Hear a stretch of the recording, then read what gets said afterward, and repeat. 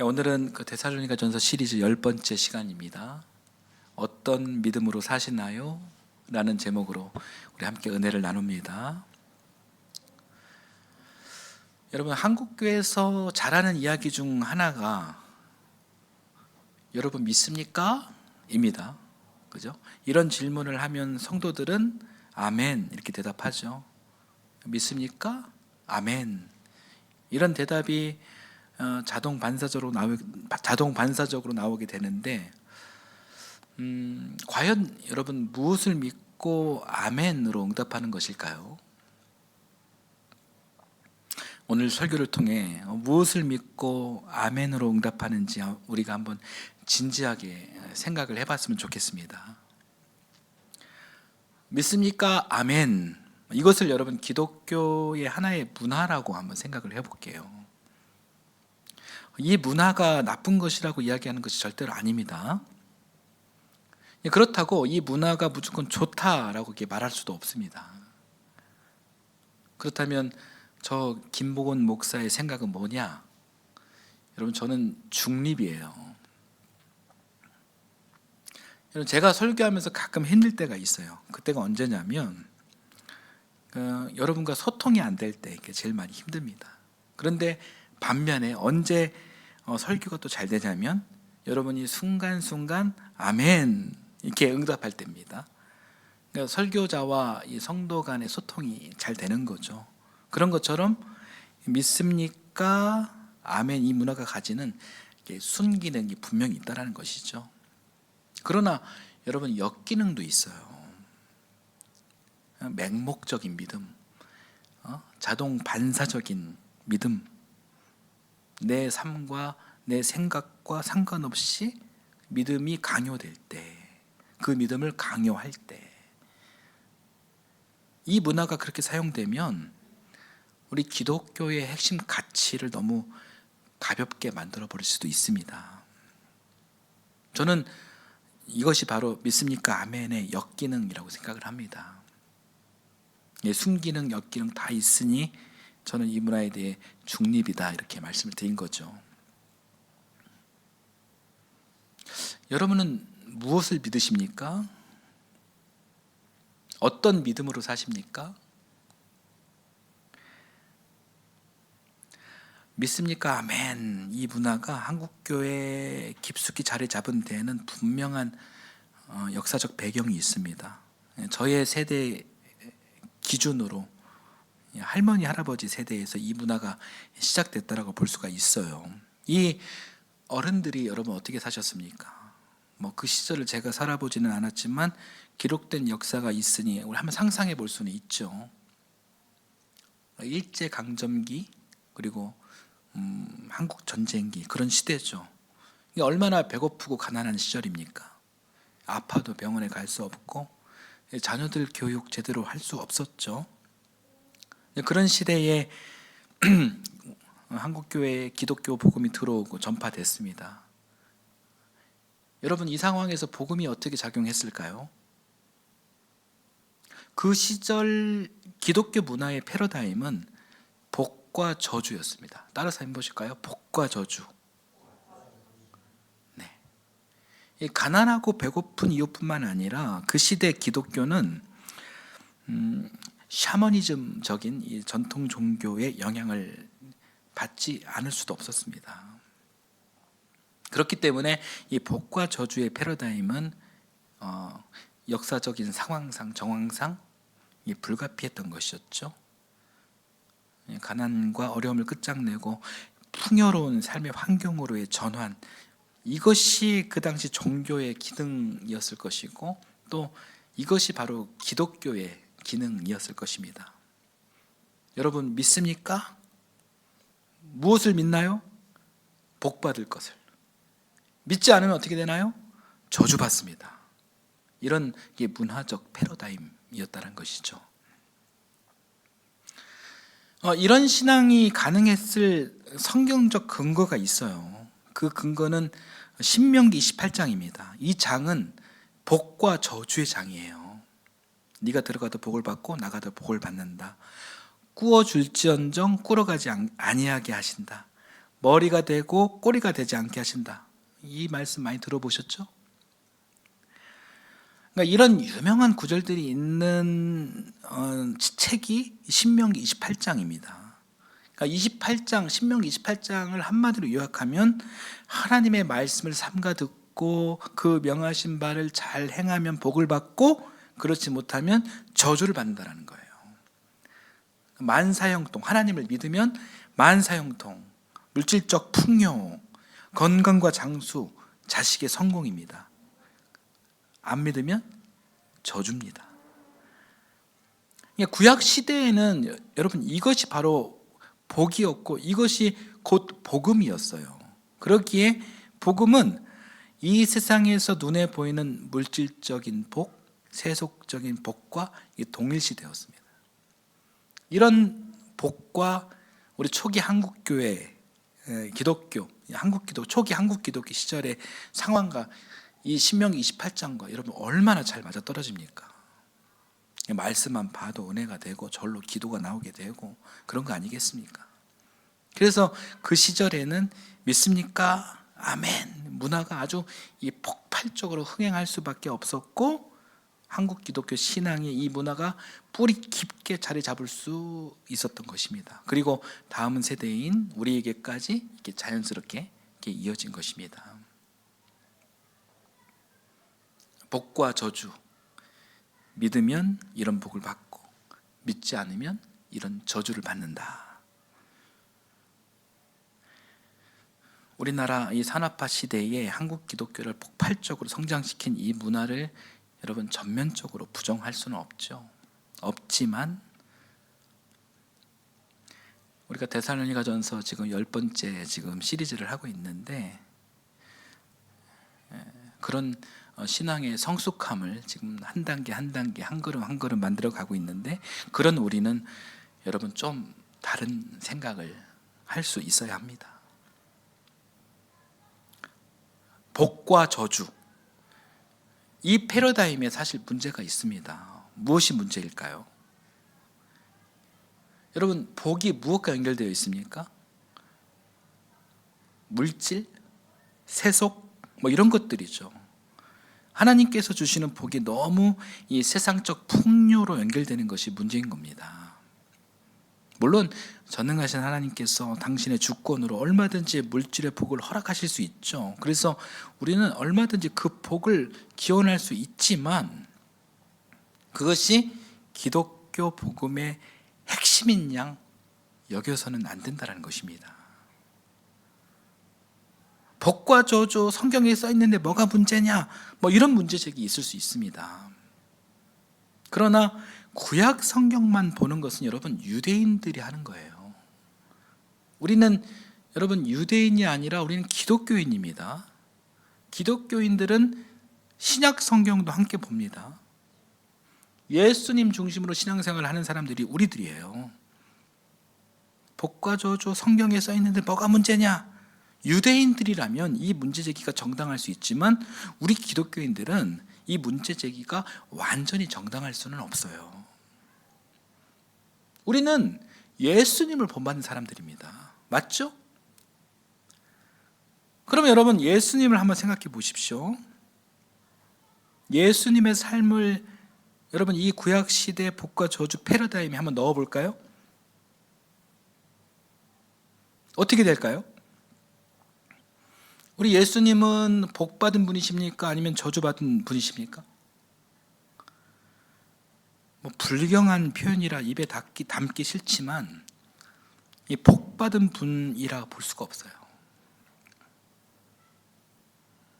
말구유에 태어나시고 살아생전 여러분 이 편안히 머리 둘 곳 없이 사셨던 분이 우리 예수님이십니다. 예수님이 사시면서 돈을 버셨습니까? 물질적인 성공을 이루셨습니까? 물질 세속과는 전혀 거리가 먼 분이 우리 예수님이십니다. 따라다니던 여러분 제자들도 한번 봐보십시오. 부자가 있습니까? 다들 여러분 가난하게 산 사람들이에요. 밀밭 옆을 지나가면서 밀이나 까먹어야 했던, 훔쳐먹어야 했던 삶의 현장, 생존의 현장에서 배를 골았던 사람들입니다. 제자들이 자식들을 잘 키웠습니까? 자식들을 좋은 학교에 보내고 자식 농사 잘 지어가지고 무슨 명예나 권위 이런 걸 얻었습니까? 자식은커녕 결혼도 못한 사람들이 태반이에요. 그러니 이 자식의 축복과도 거리가 멉니다. 만사 형통은커녕 가는 곳마다 시비가 붙고 핍박이 따라다녔습니다. 장수했습니까? 장수는커녕. 예수님께서 여러분 몇 세에 돌아가셨습니까? 33살에 돌아가셨어요. 그 젊은 나이에 정치적 누명을 쓰시고 유대 종교 재판을 받고 십자가에 달려 돌아가셨습니다. 여러분, 이런 이야기가 신약 이야기예요. 이 신약 이야기와 여러분 신명기 28장 이야기가 딱 맞아떨어지는 그런 이야기가 아닙니다. 많이 다릅니다. 심지어 신명기 28장의 관점에서 본다면 이 신약 이야기는 이 저주받은 이야기에 가깝습니다. 그러니 이 유대인들이 그렇게 예수님을 저주하고 핍박했던 것이죠. 여러분, 이 구약 성경은 정말로 해석을 잘해야 합니다. 예수님 중심으로 해석을 해야 합니다. 여러분, 제가 앞으로 잘 준비해서 구약 이야기를 여러분께 잘 전해드리겠습니다. 그리고 우리가 집중적으로 지금 보고 있는 바울의 삶도 여러분 별반 다르지 않죠. 그는 빌립보에서 감옥에 갇혀 심한 폭행을 당하고 가는 곳마다 이 고난과 핍박을 당했습니다. 이 바울의 삶은 가난하고 곤고하기가 이루 말할 수 없는 그런 삶이었어요. 여러분, 이 바울의 삶을 신명기 28장 패러다임에 한번 넣어 봐보십시오. 바울은 복받은 사람입니까? 아니에요. 저주받은 사람이에요. 또 이 패러다임을 여러분 삶 안에 한번 넣어 보십시오. 여러분은 복받은 사람입니까? 여러분은 잘 되고 있다라고 한번 해볼게요. 복 받았죠. 하나님 감사합니다. 그렇게 고백할 수 있죠. 그런데 하는 일마다 미끄러지고 괴롭고 심란하고 이 죽고 싶은 심정으로 살고 있는 옆 사람이 있습니다. 내 옆 사람은요? 저주받은 사람인가요? 나는 복 받았고 옆 사람은 저주받은 건가요? 여러분, 이게 얼마나 무서운 인식인가요? 예수 천당, 불신 지옥, 이런 인식이 같은 맥락이에요. 자기는 의인이고 남은 죄인이라고 정죄하는 인식도 같은 맥락입니다. 복과 저주의 신앙, 여러분, 이 사실은 굉장히 무서운 겁니다. 죄 없는 사람 죄로 덮어씌워 억울하게 하고 정신적으로 돌게 하고 실제로 이 사람을 죽이는 수단이 되어집니다. 여러분, 율법주의가 그런 방식으로 존재해 왔고, 그리고 그것을 닮은 인본주의가, 이 질서가 그런 방식과 구조적으로 많이 닮아 있는 거예요. 이런 인식이 여러분 본질적으로 죄인 거예요. 이 무서운 패러다임이 오늘 한국교회 안에 심각할 정도로 뿌리 깊다 라는 사실을 우리가 깨달아야 합니다.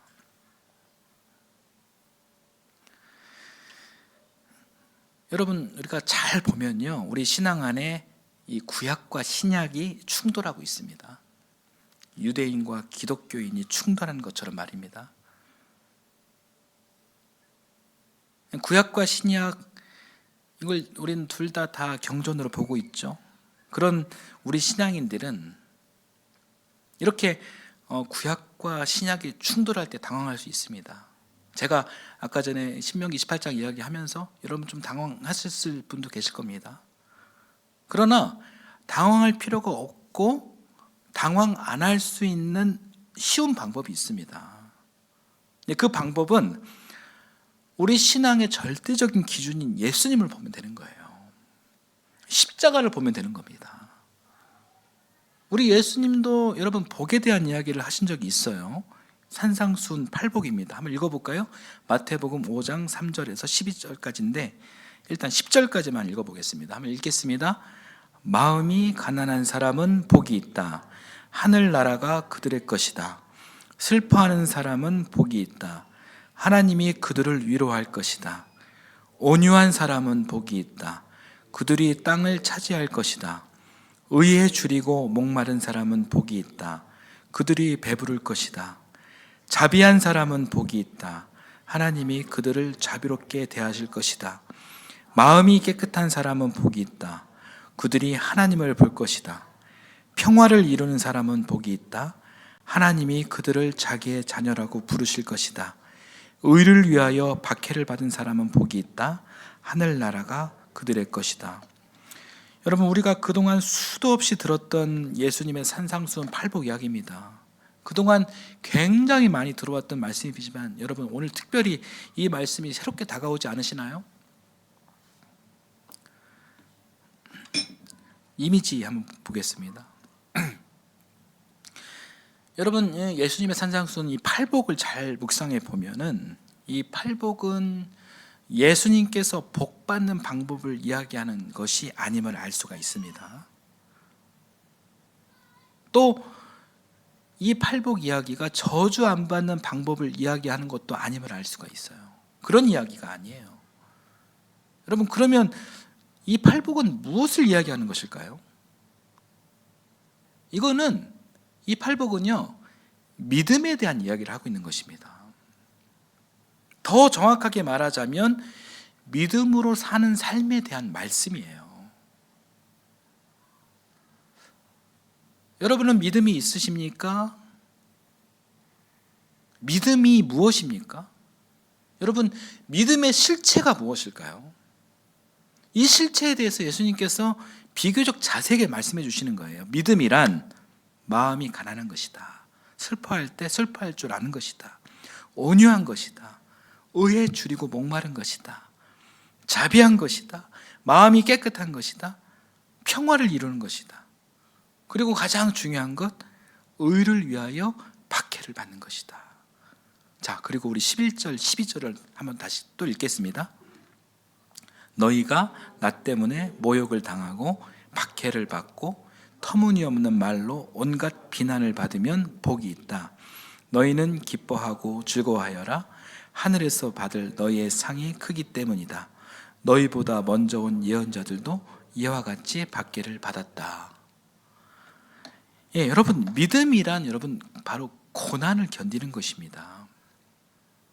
이 팔복의 핵심은 사실 전통적인 의미의 그런 복이 아니에요. 복 받는 방법도 아니고 저주 안 받는 방법도 아닙니다. 이 팔복의 핵심은 우리가 인생을 살면서 이 세상의 인본주의 질서, 기본적으로 악한 이 세상과 타협하지 않고 선하게 살려고 애쓰면 필연적으로 어려울 수밖에 없다. 불편하다. 여러분, 이것이 전제입니다. 오늘 본문 데살로니가전서 2장 14절에 16절 이 말씀은 바로 이런 맥락 속에서 이해할 수 있는 말씀이에요. 만약 신명기 28장의 이 복과 저주, 이 패러다임을 가지고 오늘 본문을 읽는다면 오늘 본문을 절대로 여러분 이해할 수가 없습니다. 제 얘기가 맞는지 안 맞는지 한번 오늘 본문 다시 한번 읽어볼까요? 2장 14절 읽겠습니다. 형제 자매 여러분, 여러분은 그리스도 예수 안에서 유대에 있는 하나님의 교회들을 본받는 사람이 되었습니다. 그들이 유대 사람에게서 고난을 받는 것과 같이 여러분도 여러분의 동족에게서 똑같은 고난을 받았습니다. 유대 사람은 주 예수와 예언자를 죽이고 우리를 내쫓고 하나님을 기쁘게 해드리지 않고 모든 사람에게 적대자가 되었습니다. 그들은 우리가 이방 사람에게 말씀을 전해서 구원을 얻게 하려는 일까지도 방해하고 있습니다.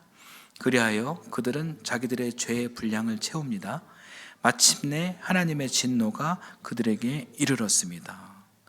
여기 14절, 오늘 본문 14절, 14절을 보여주십시오. 이 본문 14절에서 우리가 지난 시간에 나눴던 이 본받음의 체인이 다시 등장합니다. 14절 데살로니가 교인들이 유대에 있는 하나님의 교회, 이 하나님의 교회는 아마도 예루살렘 교회를 말하는 것일 것입니다. 그러니까 이 교회를 본받았다라고 말합니다. 그런데 여러분, 그 본받음의 내용이 무엇입니까? 고난이에요. 동족으로부터 받은 핍박이에요. 그로부터 온 고난입니다. 유대의 교회들이 동족인 그런 유대인들부터 이 핍박을 받은 것처럼 여러분도, 데살로니가 교회 성도인 여러분도 이제 동족으로부터 핍박을 받아 지금 고난당한 이들이 되었다라는 그런 내용입니다. 그런데 여러분, 우리가 기억할 것은 바울이 여기서 데살로니가 교인들이 고난 속에 있다고 말할 때 그 고난이 하나님으로부터 저주를 받아가지고 그렇게 고난을 받은 것이 아니다라는 거예요. 오히려 그 고난을 당한 이 데살로니가 교인들을 이 바울은 자랑스러워하고 있고 그 고난을 견디고 있는 이 사람들을 칭찬하고 있습니다. 데살로니가 전서가 그런 흐름이 있죠. 여러분, 어떻게 이 고난받는 것을 자랑스러워하고 칭찬할 수 있을까요? 자, 그 답을 다시 바울로부터 한번 찾아보겠습니다. 로마서 5장 2절에서 4절까지 말씀을 함께 읽겠습니다. 우리는 또한 그리스도로 말미암아 지금 서 있는 이 은혜의 자리에 믿음으로 나아오게 되었으며 하나님의 영광에 이르게 될 소망을 품고 자랑을 합니다. 그뿐만 아니라 우리는 환난을 자랑합니다. 우리가 알기로 환난은 인내력을 낳고 인내력은 단련된 인격을 낳고 단련된 인격은 희망을 낳는 줄을 알고 있기 때문입니다. 아멘. 자, 2절. 자, 그리스도로 말미암아 이 은혜의 자리에 나오게 되었으며 하나님의 영광에 이르게 될 소망을 품고 자랑합니다. 그런데 3절. 우리가 자랑할 것은 그뿐만이 아닙니다. 또 무엇을 자랑합니까? 우리는 환난을 자랑합니다. 환난이 고난이죠. 고난 당하는 것을 오히려 자랑합니다. 왜요? 왜냐하면 우리가 알기 때문이에요. 무엇을 아냐면 환난은 인내력을 낳고, 여러분, 이 고난은 우리를 인내로 무장하게 한다는 이야기입니다. 그리고 인내는, 자, 그 다음 부분이, 자, 세번역 성경은 단련된 인격이라고 번역했고 개역개정은 우리가 좀 익숙한 연단이라고 되어 있습니다. 그런데 여러분, 이 해석의 헬라어 원어는 도키메라고 합니다. 도키메. 그 뜻은 여러분, 시험을 통과하다, 시험을 견디다라는 뜻이에요. 단련된 인격, 그 다음에 연단, 도키메, 이것은 시험을 견디다, 통과하다는 뜻이에요. 여기서 시험은 유혹이란 뜻의 템테이션이 아니라 말 그대로 어떤 자격을 증명하는 시험, 테스트입니다. 여러분, 금을 한번 생각해 보십시오. 금은 이 풀무지를 통과해야, 이 고난을 통과해야 불순물이 빠지고 정금이 됩니다. 하나님께서 우리에게 고난을 허용하시는 이유는 우리를 파괴하기 위해서가 아니라 우리 안에 있는 불순물, 즉 세속적 욕심, 인본주의, 이것을 제거하고 이 복음에 합당한 사람으로 빚어가시기 위함입니다. 그리고 여러분, 이렇게 시험을 견디고 이겨낸 그렇게 단련된 인격이 있다면 여러분, 그 다음에 오는 것이 무엇입니까? 희망이에요. 저를 한번 따라서 해보실까요? 시험을 통과하면 희망이 있습니다. 여러분, 이것이 바로 기독교 신앙의 진리입니다. 베드로전서 4장 12절에서 13절 말씀 또 한번 읽어볼게요. 이번엔 베드로 사도의 이야기를 한번 들어보겠습니다. 같이 읽겠습니다. 사랑하는 여러분, 여러분을 시험하려고 시련의 불길이 여러분 가운데 일어나더라도 무슨 이상한 일이나 생긴 것처럼 놀라지 마십시오. 그만큼 여러분은 그리스도의 고난에 동참하는 것이니 기뻐하십시오. 그러면 그의 영광이 나타날 때에 여러분은 또한 기뻐 뛰며 즐거워하게 될 것입니다. 아멘. 여러분, 이게 무슨 말입니까? 이 말은요, 복과 저주의 패러다임으로 우리에게 다가온 고난을 이해해서는 안 된다는 말입니다. 여러분, 제가 예수 그리스도의 이름으로 담대히 선언합니다. 고난은 저주의 결과도 아니고 하나님의 징벌도 아닙니다. 여러분이 고난 받으셨을 때 그 일을 하나님의 징벌로 생각한 적이 있으시다면 여러분, 지금부터 자유하십시오.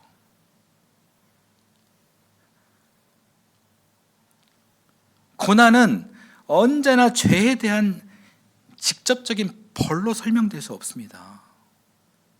오히려 우리는 이 깨어진 세상 속에서, 인본주의 세상 속에서, 그리고 그리스도를 따라 사는 길 위에서 필연적으로 고난을 만나게 됩니다. 베드로전서 4장 13절을 다시 한번 봐보십시오. 더 나아가 성경은 이 고난의 시간이 오면 어떻게 하라고 하죠? 오히려 기뻐하라, 이렇게 이야기하고 있어요. 이 대목이 정말 어려운 대목이죠. 그러나 이것이 여러분 성경의 진리입니다. 우리 마음과 우리 삶이 여러분 이 진리를 전부 감당할 수가 없죠. 그러나 그럼에도 이것이 우리 신앙의 진리임을 인정하는 것이 중요합니다. 왜냐하면 그 고난을 인정함으로 점점점 우리의 속사람이 성숙해질 수 있기 때문이에요. 버거운 일이지만, 힘겨운 일이지만 그 과정을 통해 그런 성숙함과 함께 그리스도와 비로소 연합하게 되는 것입니다. 이 고난을 인정함으로 궁극적으로 우리가 하나님의 영광에 참여할 수 있기 때문입니다. 여러분, 이 이야기가 베드로전서 4장 이야기입니다. 오늘 말씀을 정리하겠습니다.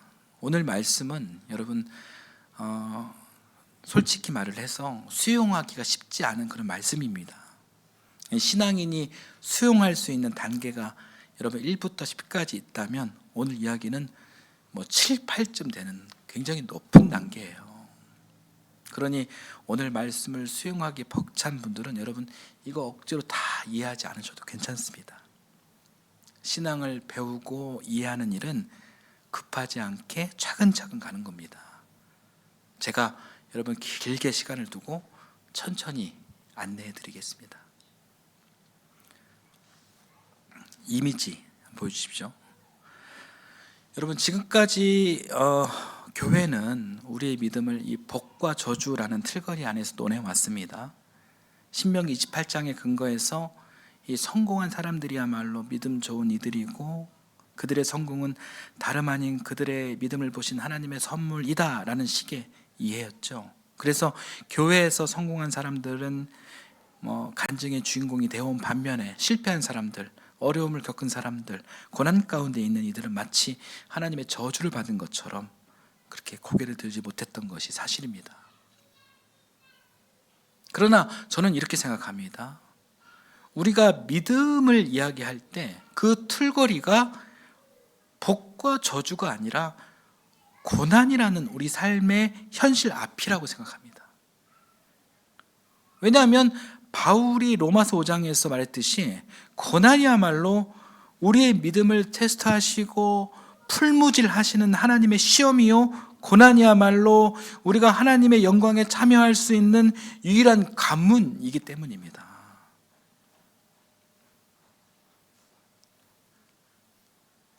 이런 하나님의 말씀에 근거하여 저는 오늘 고난을 필연적으로 만날 수밖에 없는 그런 삶을 살아가는 모든 분에게 이 거친 세상을 헤치면서도 예수 그리스도의 삶을 따라 살려고 몸부림치는 여러분에게 이런 질문을 던지고 싶습니다. 여러분은 어떤 믿음으로 사십니까? 정말 문제는 우리에게 고난이 있다는 것이 아니라 우리에게 믿음이 있느냐 하는 것이고, 있다면 그 믿음이 여러분 어떤 믿음이냐라는 것입니다. 사랑하는 여러분, 저와 여러분의 신앙이 더 진지해지기를 기원합니다. 마태복음 5장 예수님의 산상 설교를 여러분이 깊이 묵상해 보셨으면 합니다. 마음이 가난해 봤으면 합니다. 슬퍼할 때 슬퍼할 줄 알았으면 합니다. 온유해 봤으면 합니다. 의에 줄이고 목말라 봤으면 좋겠습니다. 자비로웠으면 합니다. 마음을 깨끗하게 정돈했으면 합니다. 평화를 이루는 사람이었으면 합니다. 그리고 가장 중요한 것입니다. 의를 위하여 박해를 받는 것을 기뻐했으면 합니다. 그리고 11절 12절 이 말씀 다시 한번 읽어보겠습니다. 너희가 나 때문에 모욕을 당하고 박해를 받고 터무니없는 말로 온갖 비난을 받으면 복이 있다. 너희는 기뻐하고 즐거워하여라. 하늘에서 받을 너희의 상이 크기 때문이다. 너희보다 먼저 온 예언자들도 이와 같이 박해를 받았다. 아멘. 사랑하는 여러분, 우리에게 참된 믿음이 있다면 고난은 우리를 무너뜨리는 형벌이 아니라 우리 믿음을 단련하는 시험이 됩니다. 그리고 그 시험을 통과한 믿음은 결국 하나님의 영광에 참여하게 됩니다. 십자가 뒤에 부활이 있듯이, 반드시 십자가 뒤에 부활이 있듯이 성도의 고난 뒤에도 하나님의 영광이 기다리고 있습니다. 그러므로 참된 믿음이 있는 사람은 고난 앞에서도 결코 무너지지 않습니다. 오히려 그 한가운데서도 하나님의 은혜와 평강이 더욱 깊이 우리를 붙들게 됩니다. 아멘.